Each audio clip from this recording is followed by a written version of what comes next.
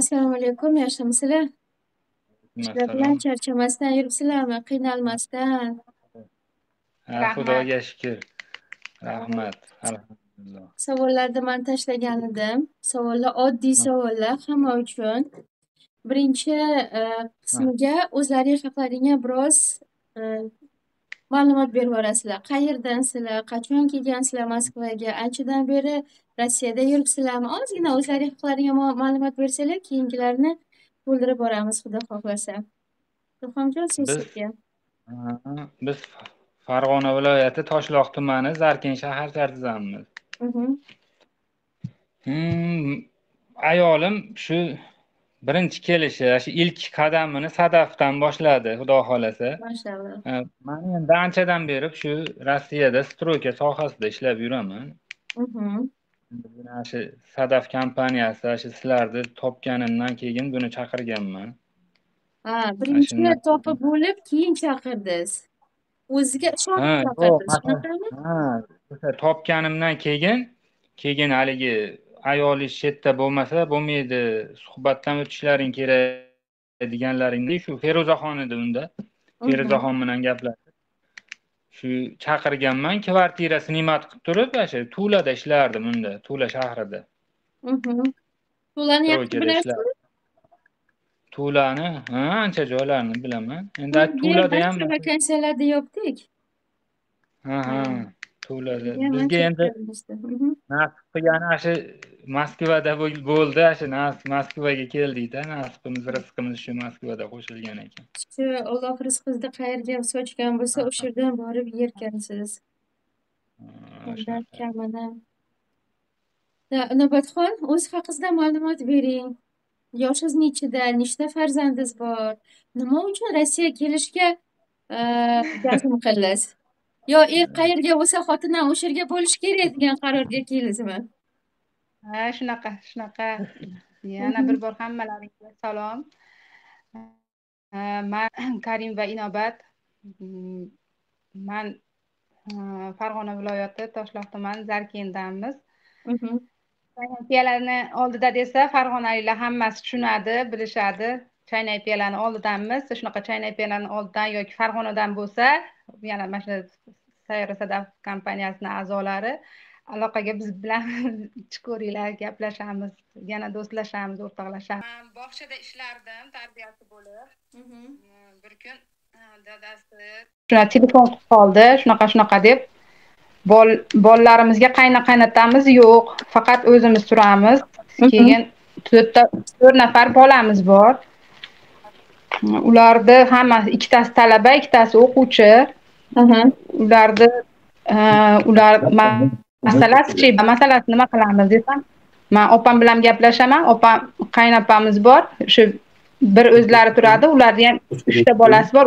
Uchala farzandlari ham ular student, har xil shaharlarda o'qishadi. Opamning farzandlari. mhm, U faqat o'zi qolgan hozir. O'sha opam bilan gaplashdik.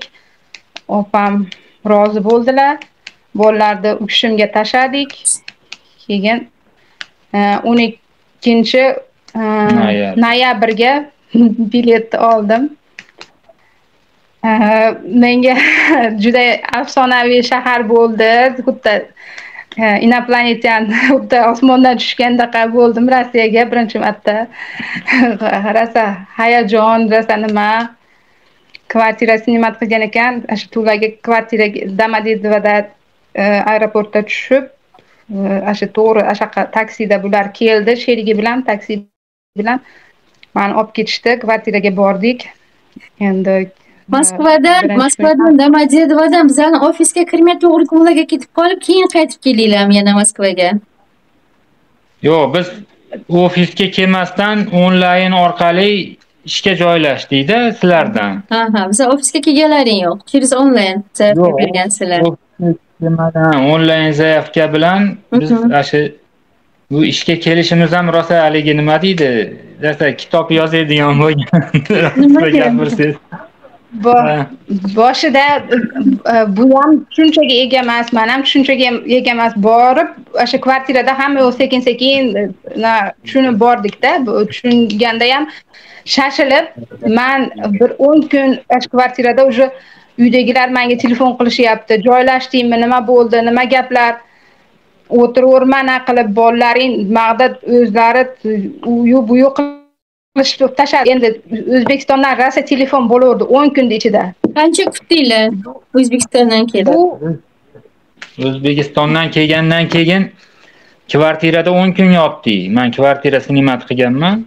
Kvartirada 10 kun to'ladi. Keyin biz bog'lanib, shu Sadaf kompaniyasi bilan bog'lanib, shu Feruzaxon bilan. Shu bu kelgandan keyin suhbatdan o'tib gaplashdik. Xullas zaявка to'ldirdik. To'ldirgandan keyin endi sizlarni shu nimalaringni video qilib berdik. Xullas videolaringni ish beruvchilarga beramiz. Qaysi biriga ma'qul kelsalaring, shunaqa sizlarni ishga taklif qilishsa, keyin sizga xabarini beramiz deydi. Xo'p deb uni kutdik, katta kutib turdik. Endi qandaydir bir nima bo'lmadimi, bizga hali xabar kelavermadi. Bu o'zim men kunlik ishga chiqib turardim, sherigim bor edi. Kunlik ishga chiqib turganimda bu aytdan ish bo'lguncha boshqa joydan ish topaylik, bekor turmaydi dedi. Bekor turmaydi. Ha, xo'p, mayli, ish topaylik deb menga shu Tuladan yana bir 100 kilometr bir chekka joydan bir pecheniy sexdan ish chiqdi deng, qarang. Ikkalangiz ham kirib olasizmi keyin? Ikkalamiz ham ashitdi, gaplashdik. Rosa menga har tomonini gaplashib, endi u narsa bor narsami yo'qmi, xullas gaplashgandan keyin taksi tanish aka bor edi Tulada. U ham O'zbekistonlik taksi qilardi o'sha yerda. Uni gaplashib, u bilan o'sha yerga bordik. Rosa chekka qishloq joy ekan, bir eski sexni, katta anaqani zdaniyani sex qilib ochishgan ekan. Hatto borib joylashdik. Joylashgandan keyin bizga nimaga qo'yishdi, anaqaga registratsiyaga. Qo'yishgandan keyin turar joylarni berishgan o'zlari, shunaqami? Turar joy shunaqa ekanki, endi borib olganmiz, uzoq joy ekan, yo'l kira qilib borganmiz. O'zi haligi buni kelishiga hamma yo'qaligi xarajat ko'payib ketgan. Hali kirim bo'lgan yo'q, chiqim bo'lyapti. Endi chiqimda yuribmiz-da bu paytda. Borib olganimizdan keyin shunaqa ekanki, semenniy paralarga ikkita oilaga bitta xona berar ekan, o'rtasidan shunday anaqa shkafda to'sar ekan, shunday. Endi hali borib olganimiz yoqmadi, iloji yo'q, yoqmadi, qani sabr qilib turaveraylikchi. Bu yoqdan xabar bo'lib qolsa, chiqib ketib qolamiz deb hali joyda. Xullas bitta semenniy para kunduzgi bo'lsa, bittasi noch ishlaydi. Bir-birini ko'rmaydi, faqat yotoqxona bitta joyda-yu, addenniy bo'lgan bilan bitta xonaning ichida endi. Biz borishimiz kerak, bizdan keyin yana bitta semenniy para keldi, ulardan birga joylashdi. Tanlaylar, kechkida ishlaysizlarmi, kunduzida ishlaysizlarmi dedi. Ular yoshlari katta ekan, biz ularga kunduzini berib, o'zimiz kechkina oldik. Endi rasta bo'lgancha.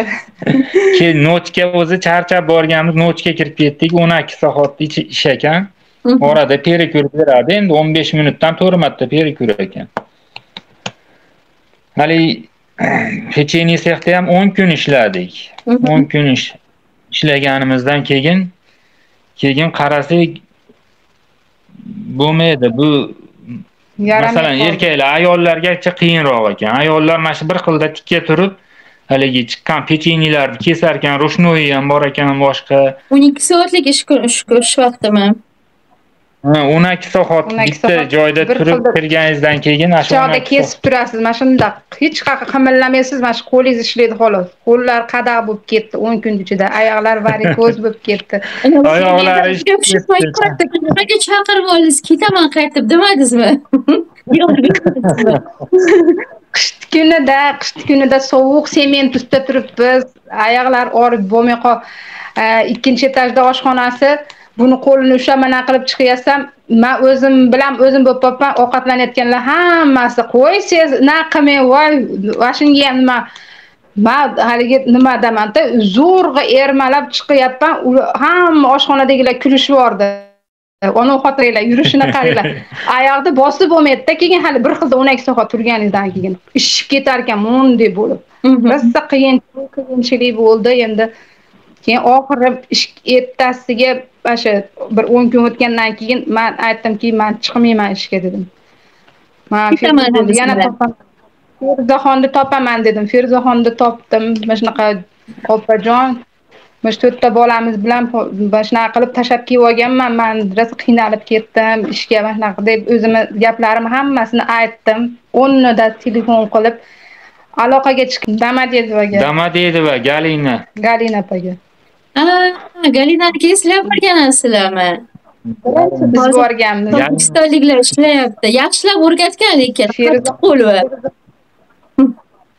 Rosa qattiq qo'l. Ammo bizga shu Galinaniki kelganimiz rosa biz uchun yaxshi tanlov bo'lganki, nimagaki biz bundaqa dachniy variantda birinchi ishlashimiz bo'lganda, masalan, dacha ishlarini umuman bilmas edik, masalan, hech qanaqa praktika, hech qanaqa dachada qanday ish qilish kerak, o'shanaqalarni umuman bilmas edik.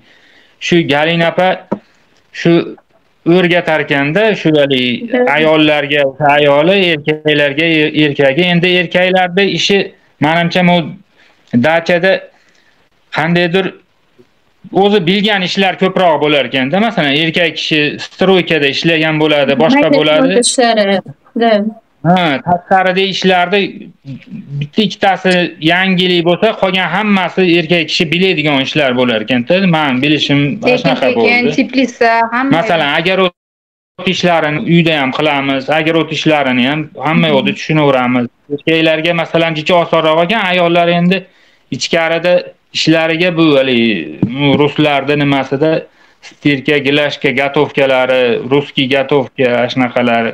Ular yangilik bo'ladida, endi ayollar o'rganish kerak boshidan boshlab. Biroz qattiq qo'lligi ham bor. Qo'lga pol yug'diradi. Yig'lab siqib gapirsiz bo'lmadimi navbat? Lekin zo'r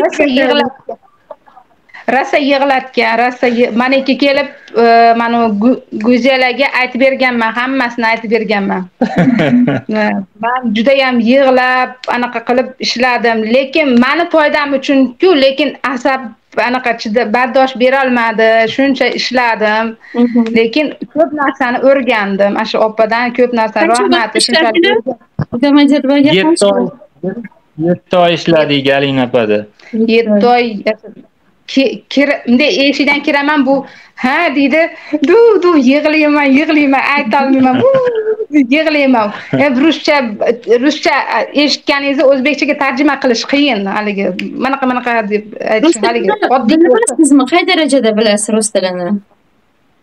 Rus tilida endi 3-sinfgacha rus maktabda o'qiganman, bog'chada ham rusda yurganman. Endi anchagacha gaplashmaganligimiz uchun boshida juda qiynaldim ruschaga. Razgovor netu. Gatovka qilishga qo'rqmadingizmi?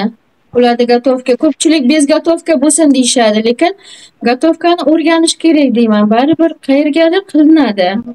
Masalan, xazinalar faqat выходной kelayotgan joy bo'lsa ham, baribir shanba, yakshanba kelsa ham nimadir tayyorlab bergin deb aytishadi. Shuning uchun iloji boricha gatovkani bilinglar. Oson ovqat o'zbeklarimiz ayoli uchun gatovka masalan barshi bu bizlarda qaynatma sho'rvamizga o'xshagan narsa.